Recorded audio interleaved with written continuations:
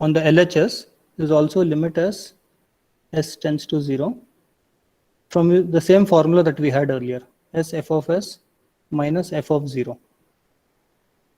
Okay. So on the right side, as s tends to infinity, oh, sorry.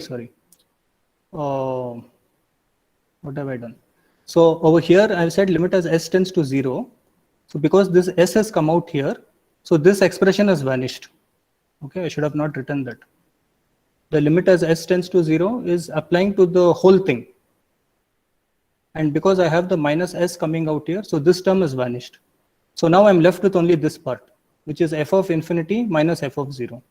And I know that limit as s tends to 0, this is that usual Laplace transform, right? Which is equal to s f of s minus f of 0. And let me make this limit correct. Okay. And now what you can see is that since I'm saying s is tending to 0, that means I'm dealing only with the frequency terms. So the time domain term is unaffected. So this minus f naught can come out of the limit. This minus f0 is there. These two will cancel each other. And so you will be left with limit as s tends to 0, s f of s is equal to f of infinity. Okay. So the point to keep in mind is when the s is tending to 0, you are finding out the final value.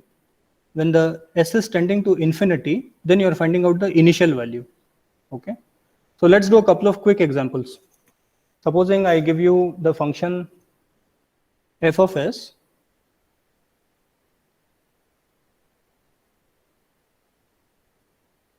is equal to say 2s plus 5 by s plus 1 and s plus 2. Okay, so there are two ways to find this out, right? One is the long method. You find the partial fractions, find out what is f of t, then put t equal to 0 and t equal to infinity. The other method is you use Laplace transform. So can you quickly apply not Laplace transform, the initial and final value theorems. So can you quickly apply and tell me what is the answer?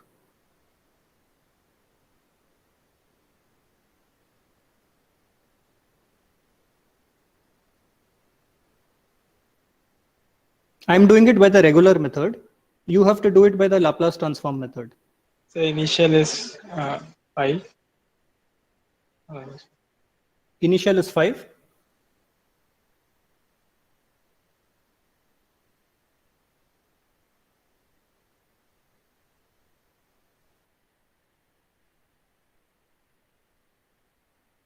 So I'm getting f Sorry, of sir. Final is 0 and initial is 2. Initial is 2. Yeah. Okay, so by my Laplace transform method, I'm getting 3 e power minus t minus e power minus 2t. Okay, and then there is this u of t. You can, by now we can neglect u of t. In the past, we had to do u of t to remember that. Now we understand we are dealing, u of t is there always. Okay, so now what is the initial value? So f of 0 implies I have, this goes to 1, this becomes 1, so 3 minus 1. So I have to get, initial value is 2 and final value e power minus infinity is 0 minus infinity, so final value 0. So is that what you got? 2 and 0? Yes, sir. Okay, good. So that's the important point to keep in mind, okay? That instead of having to go through this process of, all the things, you could directly just apply s f of s and put the limits. And that way you can get the answer. So if I were to multiply s over here, let me use a different color. I know I have to do s f of s. So if I put an s, then limit as s tends to 0. If I put limit as s tends to 0, then this s will vanish in the bottom. This will vanish, and this 0 will dominate. And so the answer is 0. So final value is 0. And for initial value, I have to put s tends to infinity. Then I'm left with s into 2s by s into s. So 2. So see, just by plugging an s and mentally, you can immediately get the answer. So this is the beauty of the initial and final value theorem. So comprehensively speaking, you can now see that if I look at any transfer function, I can directly find out what is the initial value, what is the final value, and what is the form of the response of the system, the approximate form of the response. Okay. I'll do one last quick example. Let's take the function. Let's say I say f of t is equal to 5 into u of t plus 3 e power t. Okay. Can you tell me what is the Laplace transform of this and what is the final value based on Laplace transform?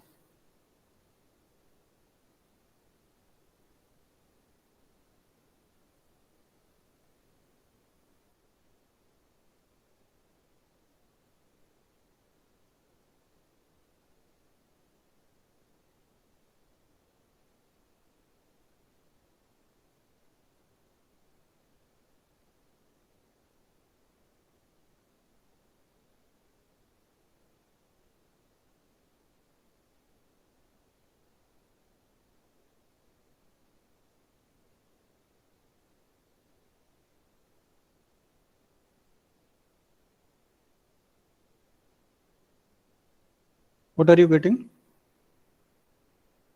5 by s plus 3 into e raised to power. No, first I took the simple function. I found out what is the value at infinity.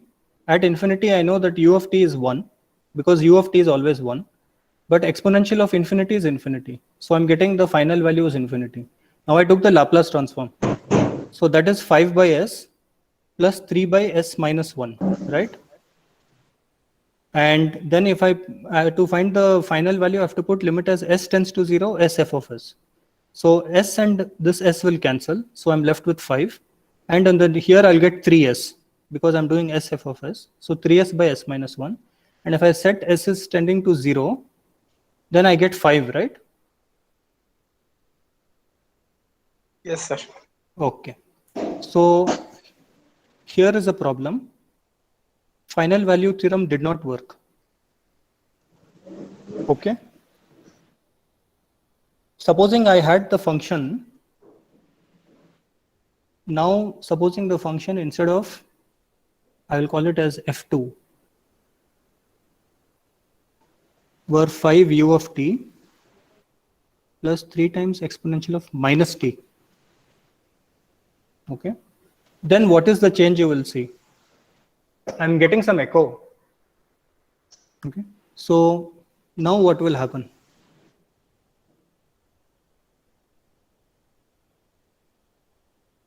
It will become 3 by s plus 1. Okay. And now what is the final value?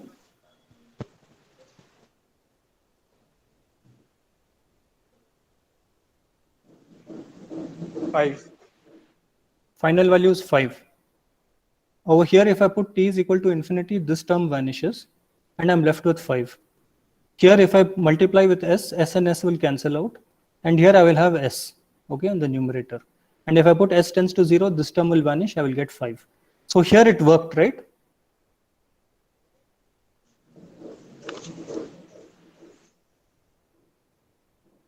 So what is the difference between these two cases? The left side and the right side, what is the difference between f2 and f? First What was, function was not bounded and the second function was bounded.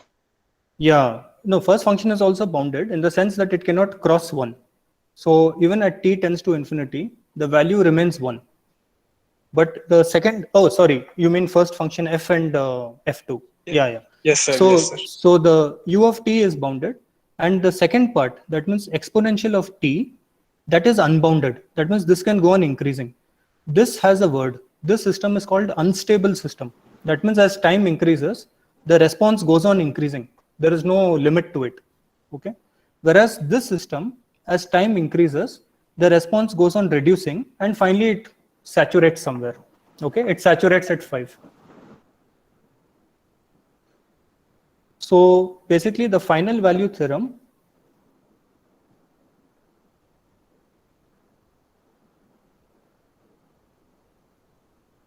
works for bounded systems.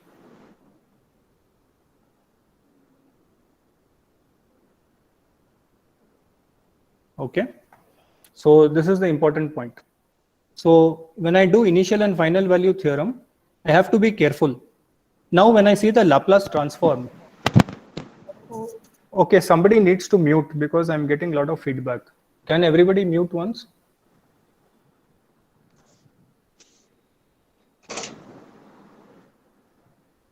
Yeah, Payal, I think it's from you.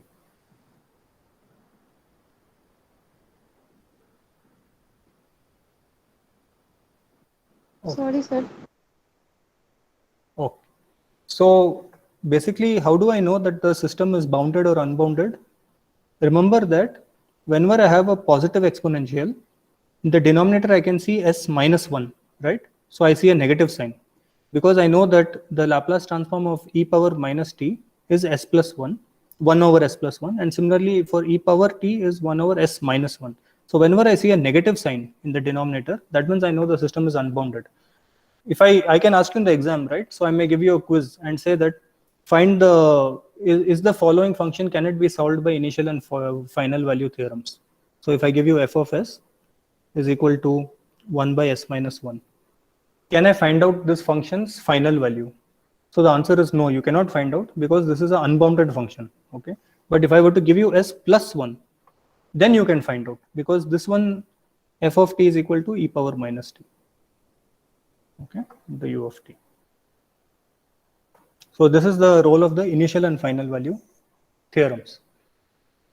So now we have got some understanding that if you see the transfer function, for any transfer function, you can figure out by the value of the poles. What are the critical poles are actually called the critical frequencies of the system. And you can actually see something very interesting. Supposing I give you a system which has, let's say I take the standard RL circuit. Okay. So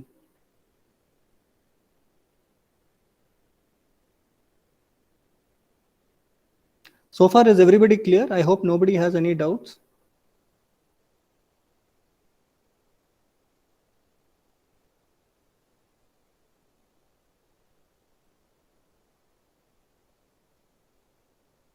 Okay. I'm trying to find out what is the response of the circuit. It's a driving point, either impedance or admittance. So what is the, if I apply a voltage, V of S, I want to find out what is I of S. So what is I of S? Can you tell me?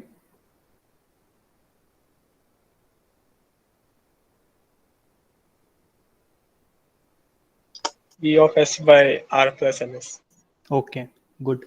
So now you can directly see that I can replace S, I can replace L with LS, R stays as it is, it's frequency independent. And therefore I know the current is V divided by R plus LS. So what is going to be the response of the system in time domain? What is the form of I of t? I of t will have some form that is due to the V of S and something due to 1 by R plus LS. Okay. I know that independent of V of S, if I just look at this, the transfer function of the system is R plus LS or 1 by R plus LS to be precise. But these components are inherent to the circuit, coming from the circuit components. And I know that when there is applied voltage is 0, that means there is no voltage applied. I'm finding the natural response of the system. So I know that this 1 by R plus LS will give me what kind of response? This will give me an exponential function, right? Because what I will do is I will take the L common and then I will write this as S plus R by L. And because this is S plus R by L, I will get e power minus RT by L. And to be precise, instead of writing this as 1, let me call it as A, where A is the residue, right? I am not calculating the residue. Now I'm doing all approximate, intuitive calculations. I saw that my system looks like this. I immediately understood that my response of the system will have one term that looks like this, and there will be some other term that is dependent on V of S. For example, let's say V of S is a, let's say the input is a impulse function. V of t is equal to delta of t. then what happens? I'm getting the impulse response. If I want to find the impulse response, then I know that the delta of t, when I do the Laplace transform, it is equal to 1. So V of s becomes 1. And this becomes just a by r plus ls. And so I directly get the exponential decay, which is the natural response of the system. Supposing I were to put V of s is equal to, let's say V of t is equal to e power minus 2t. Okay. What will the response of the system be? I can quickly observe and tell. I have the V of s by r plus ls, and I know exponential of minus 2t is going to be 1 by s plus 2. So I know that I of s is equal to 1 by s plus 2 into 1 by r plus ls, right? Now I have to use the method of residues and solve it, but I know approximately what is the answer of the system. I know that I'm going to get e power minus 2t and some residue times e power minus 2t and some residue times e power minus rt over L, right? This is an exponentially decaying function. This is also an exponentially decaying function. My input is also exponentially decaying. Note that, right? So if I want to plot this as a function of time, and I am plotting r of t, then there are two exponentially decaying functions, one that looks like this and one that looks, I'm just taking a guess. So this may be a e power minus 2t, and in fact, let's say that instead of minus 2t, let's call this as e power minus 2 times rt over L. So now I can compare the two, right? Otherwise, if I just write it as 2t and this is rt by L, I have no way of comparing them. So to make my life easy, let me call it as minus 2 times rt by L. Now I can exactly compare the functions. So this is s plus 2r by L. So far, everybody is following what I'm doing, right? I hope nobody is getting confused. It's very simple stuff. Basically, what we are trying to do is we are working out what is the Laplace transforms of different functions to get an intuitive understanding. What exactly are we understanding from the system? Because finally, let's say you're going to an internship. They are giving you a job opportunity, let's say in analog devices or ST microelectronics, and you have to do analog circuit design. They give you a circuit. They say that we are building the circuit in the microprocessor, and here is the transfer function. This is how they deal with it. Okay, the whole analog circuits and all, it's all dependent on transfer functions. So it's a very key concept.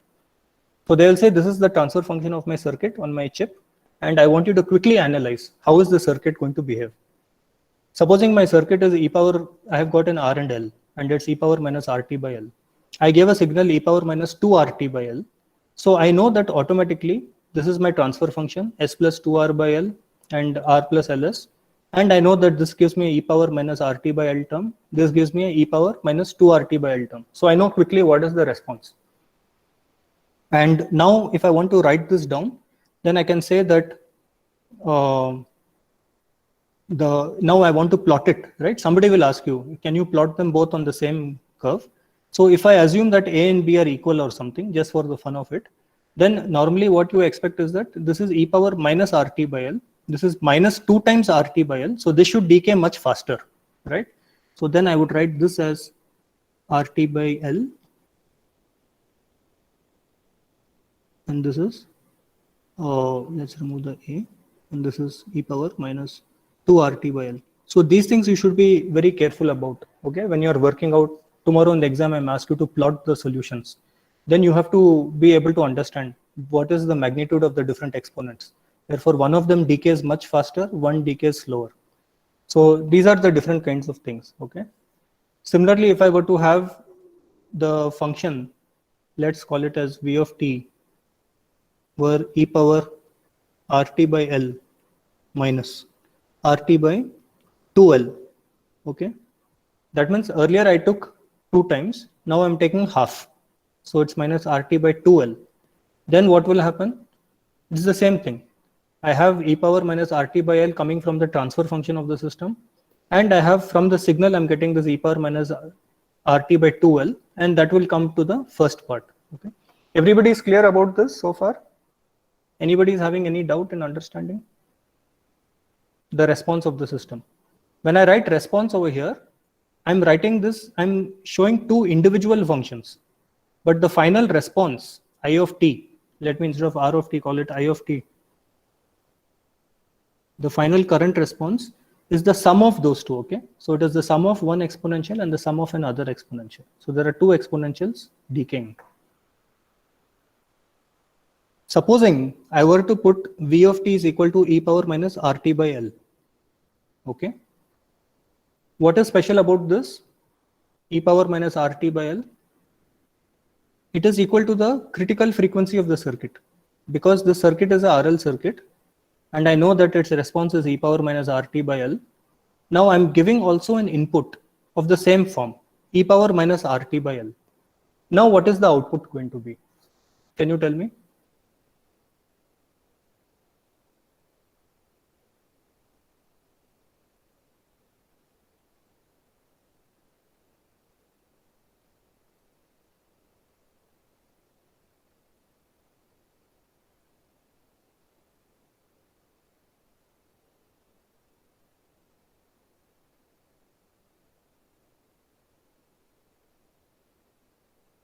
It will be a constant.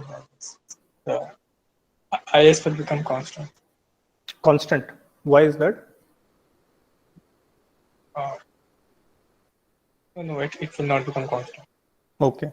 So So it will be is this 1 plus R. is the transfer function correct? What I've written here? There may be some prefactor sir. like 1 by L and all that. So what is the inverse Laplace transform of this?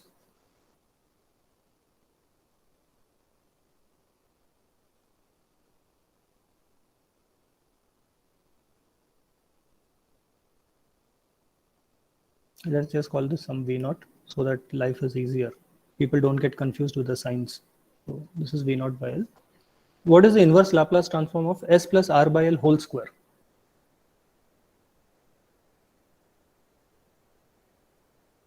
What is the inverse Laplace transform of 1 over S square?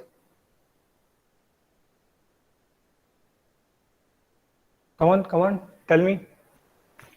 T into Yeah, U. T into U of T, correct. So what is S plus R by L square? It is T into U of T into e power minus RT by L, right? Because these two superimpose on each other. So whenever you have this S plus some term, that leads to an exponential factor. And the rest of it, then you can solve like a regular T U of T, okay?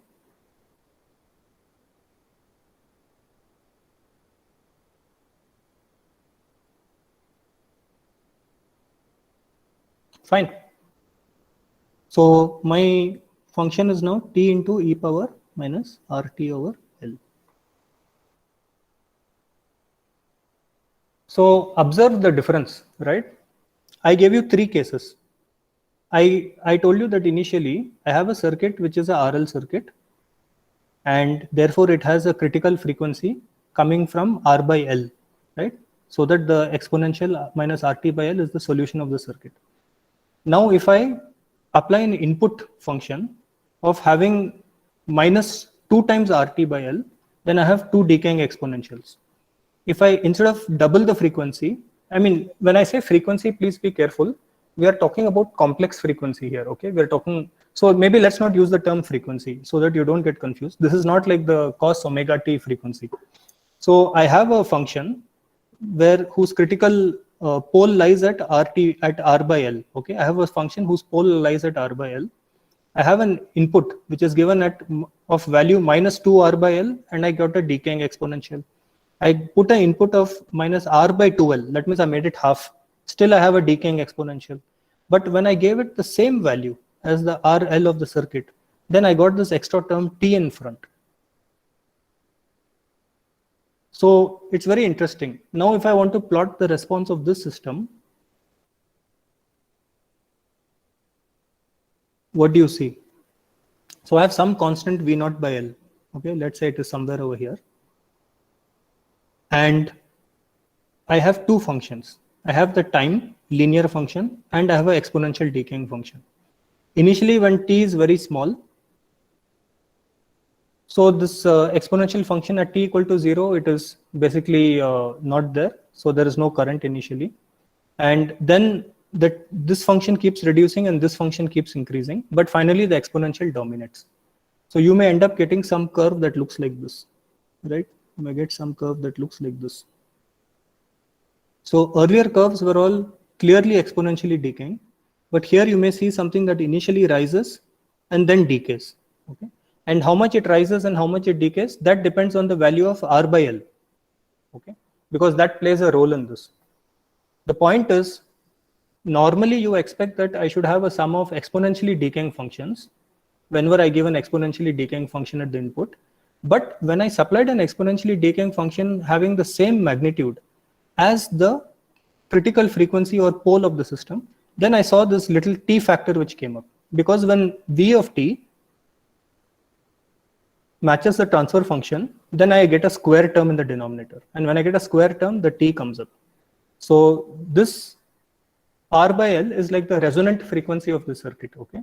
The critical frequency of the circuit. So that's just an interesting fact that if you change the various values of inputs, you'll always see exponentially decaying. But if the input is exactly at the transfer function, then you may see something that goes up and down. Okay. Everyone okay so far?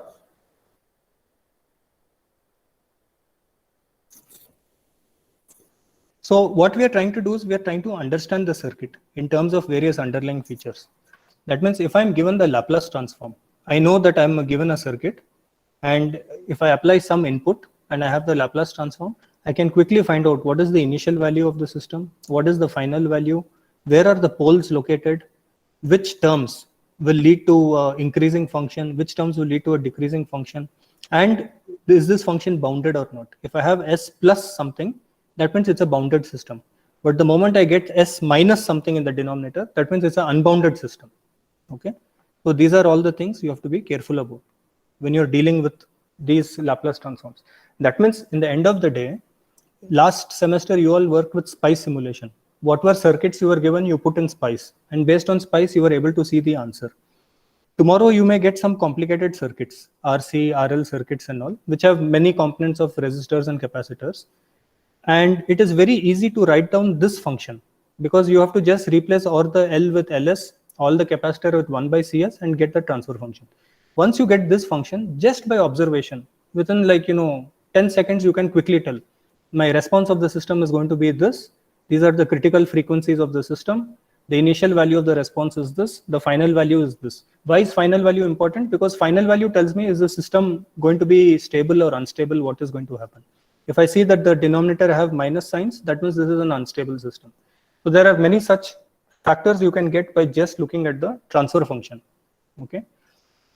Tomorrow what may happen is they may even tell you that now synthesize a circuit. Supposing I tell you create a circuit whose transfer function, whose driving point impedance, I want a circuit whose driving point impedance is equal to S plus 2. Can you build such a circuit for me? What is the answer?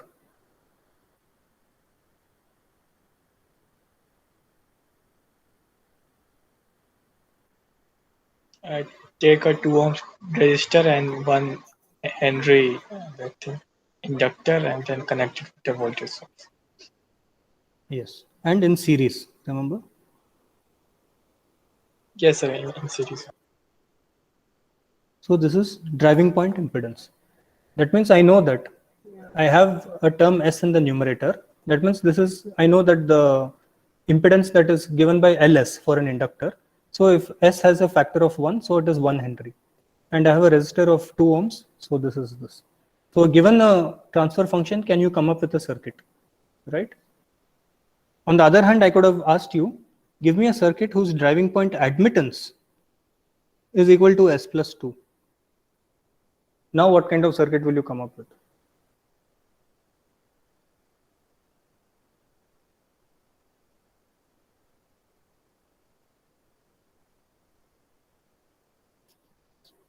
So our network theory is composed of two components. It's called network analysis.